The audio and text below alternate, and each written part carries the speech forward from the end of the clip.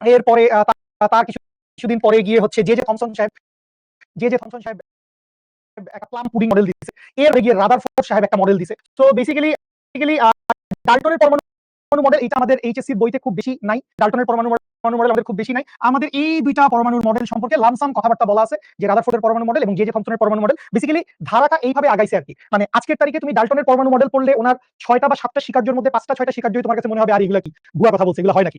থমসনের পরমাণু মডেল পড়লে তোমার কাছে মনে হবে আরে বেশিরভাগ জিনিসপত্রই তো ভুল।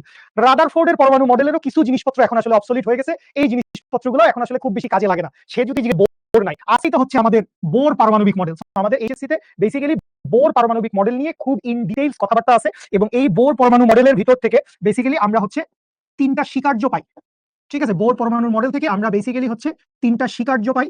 একটা হচ্ছে আমাদের কৌণিক ভরবেগ রিলেটেড একটা স্বীকার্য আছে, এরপরে একটা আছে হচ্ছে শক্তি স্তর রিলেটেড স্বীকার্য, আরেকটা আছে হচ্ছে ফ্রিকোয়েন্সি রিলেটেড একটা স্বীকার্য। সো এই 3টা স্বীকার্যই মেইন, এবং এই 3টা স্বীকার্য থেকে বেসিক্যালি অনেকগুলো সূত্র, তথ্য, উপাত্ত, এই জিনিসপত্রগুলো আমরা দেখতে পারি আর কি। সো আমাদের মেইন পড়াশোনা হচ্ছে বোরের পরমাণু মডেল নিয়ে, কিন্তু তার আগে আমরা একটু থমসনের পরমাণু মডেল এবং রাদারফোর্ডের পরমাণু মডেল নিয়ে হালকা পাতলা কথাবার্তা বলে যাই, এবং আমরা দু একটা সিমুলেশন দেখবো, দু একটা ভিডিওস দেখবো। তো আগে একটু আমার গল্পটা শুনি।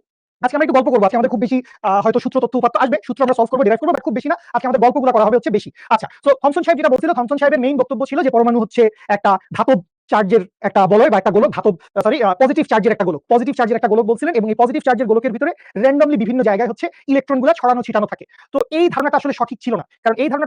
এই কারণে, কারণ পরমাণুর ভিতরে পজিটিভ চার্জগুলো কিন্তু র্যান্ডম বিভিন্ন জায়গায় ছড়ায় ছিটায় থাকে না। পরমাণুর ভিতরে পজিটিভ চার্জগুলো কি করে, পরমাণুর ভিতরে পজিটিভ চার্জগুলো সবাই থাকে হচ্ছে নিউক্লিয়াসের ভিতরে পুঞ্জীভূত অবস্থায়। তো এই জিনিসটা উনি ভুল করছিলেন। তো এইটাকে এসে ঠিক করছেন হচ্ছে রাদারফোর্ড সাহেব। এবং রাদারফোর্ড বেসিক্যালি তোমরা সবাই বোধহয় ওই যে রাদারফোর্ডের স্বর্ণপাত, মানে যে পরীক্ষাটা উনি করছিলেন সেটার কথা তুমি জানো। তো এই পরীক্ষাটা বেসিক্যালি রাদারফোর্ড সাহেব নিজে করে নাই। এই পরীক্ষাটা করছিলেন, ধরো তোমরা যখন ভার্সিটিতে উঠবা অনার্স বা মাস্টার্স করার সময়, তোমরা বিভিন্ন প্রফেসরের আন্ডারে তোমরা হচ্ছে থিসিস করবা, বা তুমি হচ্ছে কোনো একটা পেপার সাবমিট করবা, বা কোনো একটা রিসার্চ ওয়ার্ক করবা। সো এই রাদারফোর্ড সাহেবের দুজন স্টুডেন্ট ছিল, একজনের নাম হচ্ছে মার্সডেন, আরেকজনের নাম মোস্টলি গাইগার। সো এই গাইগার এবং মার্সডেন এই দুইজন বেসিক্যালি একটা পাতলা সোনার গোল্ডের শীটের উপরে খুব হাই ভেলোসিটিতে আলফা পার্টিকেল থ্রো করছিল। সো ওই আলফা পার্টিকেল বিক্ষিপ্ত হয়েছে, সোজাসুজি চলে গেছে, আবার দুই একটা ফেরত আসছে। এই সমস্ত কিছু থেকে ওনারা বেসিক্যালি নিউক্লিয়াসের ধারণা দিছে, যে নিউক্লিয়াসটা হচ্ছে পজিটিভ চার্জ এবং এটা বেসিক্যালি হচ্ছে পরমাণুর একদম সেন্টারে থাকে। কিন্তু নাম হইছে কার, নাম হইছে রাদারফোর্ডের। তাহলে ব্যাপারটা এরকম যে খাটাখাটনি করবি তুই, খাটাখাটনি করবে তো ল্যাব পার্টনার তোর বন্ধু, কিন্তু নাম হবে হচ্ছে প্রফেসরের। জীবনটা এরকমই, ঠিক আছে, জীবনটা কঠিন। তো এই সমস্ত বাংলা কথাবার্তাগুলো আশা করি তোমাদের সবার জানা আছে। এই সমস্ত বাংলা কথাবার্তাগুলো জানা আছে না, মানে থমসনের পরমাণু মডেল এবং রাদারফোর্ডের পরমাণু মডেল রিলেটেড যে বাংলা কথা বললাম, সেই বাংলা কথাবার্তাগুলো তো আসলে সবার জানা আছে। তো এটা নিয়ে আশা করি কোনো কনফিউশন নাই। সো আমরা যেটা করতে পারি, ধরো থমসনের পরমাণু মডেলে যেটা বলা হয়েছিল, থমসন সাহেব, আমার কাছে ছবি তো আছে, আমি এত কষ্ট করতেছি কেন। সো থমসনের পরমাণু মডেলে যেটা বলা হয়েছিল, যে থমসন বলছিল যে একটা ধনাত্মক চার্জের গোলক। পরমাণুটা কিরকম, পরমাণুটা হচ্ছে একটা ধনাত্মক চার্জের গোলক, এর মাঝখানে ইলেকট্রনগুলো র্যান্ডম বিভিন্ন দিকে থাকে। এখন পরমাণু যদি এরকম ধনাত্মক চার্জের গোলক হইতো, এবং এই যে ধনাত্মক চার্জগুলো আছে, এই ধনাত্মক চার্জগুলো তো অনেক হালকা।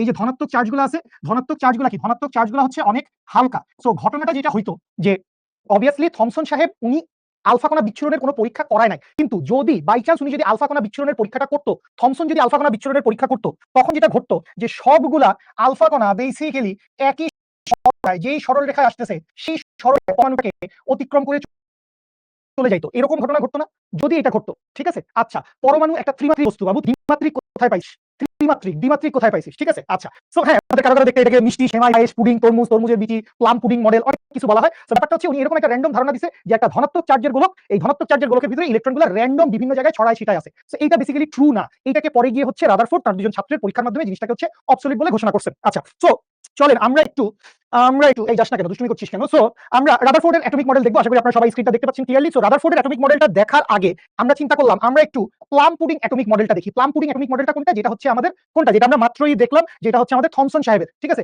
মিষ্টি, পায়েস, তরমুজ, পুডিং, কাস্টার্ড, যা কিছু আছে, মানে ঈদের দাওয়াত তো দিলি না, এখন তোরা এসে আমার সাথে এইসব মিষ্টি, পায়েস, পুডিং এর কথা বলতেছিস। আচ্ছা, সো ধরে নিলাম এইটা হচ্ছে যে কোনো একটা পরমাণুর স্ট্রাকচার, এবং পরমাণুটাকে এইটা তোমরা দেখতে পাচ্ছ, আশা করি এখানে একটা ভ্যালু দিয়ে দেওয়া আছে অ্যাটমিক স্কেলে। তুমি চিন্তা করো এই ভ্যালুটা কত, এই ভ্যালুটা হচ্ছে 3 × 10⁻⁻10। দেখা যাচ্ছে, আমি কি একটু না, এটা জুম করার সামর্থ্য আমার নাই, আমি দুঃখিত। সো এই ভ্যালুটা কত, এই ভ্যালুটা হচ্ছে 3 × 10⁻⁻10। এতটা মানে অ্যাটমিক লেভেলে আমরা দেখতেছি। সো আমি চিন্তা করলাম যে এই পাশ থেকে, এক পাশ থেকে আমি কি করব, এক পাশ থেকে আমি আলফা পার্টিকেল হচ্ছে থ্রো করব, এক পাশ থেকে আলফা পার্টিকেল থ্রো করব। আর এই যে পরমাণুর ভিতরে গুটি গুটি গুটি গুটি গুটিগুলো দেখা যাচ্ছে, এগুলা কি, এগুলো হচ্ছে সবগুলা ইলেকট্রন। একটু ছোট হয়ে গেছে লেখাটা, এই সবগুলা এখানে যে ব্লু ডটগুলো দেখতে পাচ্ছি আমরা, এই ব্লু ডটগুলো কি, এই ব্লু ডটগুলো সবগুলো হচ্ছে ইলেকট্রন, ঠিক আছে। আচ্ছা, এখন প্রোটন কোনটা, প্রোটন হচ্ছে বেসিক্যালি এই সাইডে কমলা রঙের যা কিছু সারফেস দেখতে পাচ্ছি, সাইডে ভিতরে চারপাশে মানে কমলা রঙের যা কিছু সারফেস তুমি দেখতে পাচ্ছ, এই সবকিছু হচ্ছে কি প্রোটন, এই সবকিছু প্রোটন। আচ্ছা, এখন এক পাশ থেকে আমি চিন্তা করলাম কি, এক পাশ থেকে আমি চিন্তা করলাম হচ্ছে আলফা পার্টিকেল থ্রো করব। এখন আলফা পার্টিকেলের এনার্জি আমরা বাড়াইতে কমাইতে পারি। সো আলফা পার্টিকেলের এনার্জি যদি বাড়াই তাহলে আলফা পার্টিকেল অনেক জোরে যাবে, আর আলফা পার্টিকেল যদি আমি এনার্জি কমাই দেই তাহলে আলফা পার্টিকেল হচ্ছে আসতে যাবে। ঠিক আছে, সো আমি মাঝামাঝি একটা এনার্জিতে রাখলাম এবং ট্রেসেস দিয়ে রাখলাম, তাহলে আলফা পার্টিকেলের গতিপথ দেখা যাবে। আচ্ছা, তোদের কাছে লাল রং মনে হলে লাল রং, কোনো সমস্যা নাই, আমি খুব কাছাকাছি দেখতেছি বলে আমার কাছে কমলা রং লাগতেছে। সো আমি ধরে নিলাম আমি এই পাশ থেকে কি করছি, আলফা পার্টিকেল মারছি। সো আমি আবারও বলতেছি, থমসন সাহেব কিন্তু কোনো এই আলফা পার্টিকেল দিয়ে পরীক্ষা করে নাই, কিন্তু যদি ঘটনাটা এরকম হইতো যে থমসন সাহেব এই আলফা পার্টিকেল দিয়ে পরীক্ষাটা করছে, তো আলফা পার্টিকেল দিয়ে পরীক্ষা করলে কাহিনী কি হইতো, আলফা পার্টিকেল দিয়ে পরীক্ষা করলে যেটা হইতো, সকল আলফা পার্টিকেল, যেহেতু আলফা পার্টিকেলের ভর, আলফা পার্টিকেল মানে আমরা কি জানি, হিলিয়াম 2+, হিলিয়াম 2+, তো হিলিয়াম 2+ মানে কি, এর ভিতরে 2টা নিউট্রন আছে আর 2টা প্রোটন আছে, তার মানে এই 2টা নিউট্রন আর 2টা প্রোটনের ভর একটা প্রোটনের চাইতে অনেক অনেক বেশি, তাহলে সবগুলা কি হইতো, সবগুলা হচ্ছে সোজা চলে যাইতো, সবগুলা কি করতো, সবগুলা হচ্ছে সোজা চলে যাইতো। তো এইটা তো বেসিক্যালি ঘটে না, এই জিনিসটা বেসিক্যালি ঘটে না যখন হচ্ছে গাইগার এবং মার্জেনের পরীক্ষা শুরু করছিল, যে হ্যাঁ আমরা একটু দেখি যে থমসনের পরমাণু মডেলটা ঠিক আছে কিনা। সো ওরা এইরকম একটা জিনিস এক্সপেক্ট করছে যে যদি থমসনের পরমাণু মডেল ঠিক থাকে তাহলে সবগুলো আলফা পার্টিকেল কি করবে, সবগুলো আলফা পার্টিকেল এরকম সোজা বের হয়ে চলে যাবে, কিন্তু যেটা বাস্তবে ঘটে নাই, এটা বাস্তবে ঘটাই। ঠিক আছে, আচ্ছা, এবং বলতেছো যে ইলেকট্রন সমান হওয়ার কথা, বাবু মানে এটা থমসনের পরমাণু মডেলের কথা আমরা বলতেছি, সেই সময় আসলে প্রোটন ধারণাটাই ওভাবে আসলে ডেভেলপ করে নাই। বলা হয়েছিল যে পরমাণু বেসিক্যালি ধনাত্মক আধানের একটা গোলক, সো পুরোটাই ধনাত্মক আধান ধরে নেওয়া হয়েছিল, আর তার মাঝখানে গুটি গুটি গুটি গুটি ইলেকট্রন আছে। সো এই ধারণাটা তখন ছিল, সো তখন সায়েন্স এতটা এস্টাবলিশ হয় নাই আজকের তারিখে আপনারা যতটা এস্টাবলিশ, মাশাআল্লাহ। ঠিক আছে, আচ্ছা, সো এইখান থেকে আমরা যদি এবার আমরা যদি একটু রাদারফোর্ডের অ্যাটমিক মডেলের দিকে যাই, বেসিক্যালি ওটা তো কাজে লাগলো না, বেসিক্যালি এরকম ঘটনা ঘটে নাই, এরকম ঘটনা ঘটে নাই যে আলফা পার্টিকেল সব এরকম সোজাসুজি চলে গেছে, এটা কোনো কাজে আসে নাই। সো মানে কাজে আসে নাই বলে এটা যে অবসলিউট হয়ে গেছে এরকম না, সায়েন্স আসলে এভাবে আগায়, ভুল থেকে ডেভেলপ করে করে সামনে আগায়। আচ্ছা, সো এখন আমরা যেটা করব, এখন আমরা রাদারফোর্ডের অ্যাটমিক মডেলটা, বা রাদারফোর্ড তার যে দুজন ছাত্রকে নিয়ে যে আলফা কণা বিচ্ছুরণ পরীক্ষাটা করছিল সেইটা আমরা একটু দেখব। তো এইটাকেও আমরা দুই ধরনের স্কেলিং করে দেখব। দুই ধরনের স্কেলিং এর ব্যাপারটা কিরকম, এখানে ফার্স্টে তুমি খেয়াল করো, এখানে মোটামুটি যদি বুঝতে পারতেছো। সো এইটা বেসিক্যালি একটা গোল্ডের অণু, এইটা একটা গোল্ডের অণু, এইটা একটা গোল্ডের অণু, এইটা একটা গোল্ডের অণু, এবং এই যে মাঝখানে দেখতে পাচ্ছি গুল্লা দিয়ে হলুদ রঙের এই যে গুল্লাটা, এটা বেসিক্যালি গোল্ডের নিউক্লিয়াস। এই গোল্লাটা কি, এই গোল্লাটা হচ্ছে গোল্ডের নিউক্লিয়াস, বুঝতে পারতেছিস? এই যে গোল্লাটা, সবাই লেখালেখি বন্ধ করো, এই গোল্লাটা হচ্ছে গোল্ডের নিউক্লিয়াস। এই গোল্লাটা কি, গোল্ডের নিউক্লিয়াস।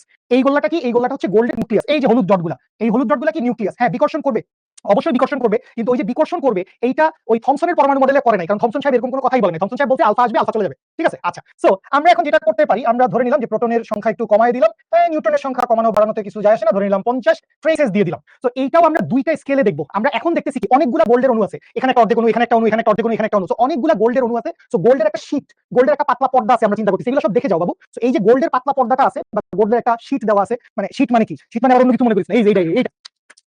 সো এরকম একটা পাতলা শীটের ভিতর দিয়ে কি হয়, আমরা আলফা পার্টিকেল চালাইছি, এবং এইটার স্কেলিংটা জানতে পারো, এইটার স্কেলিংটা হচ্ছে 6 × 10⁻10।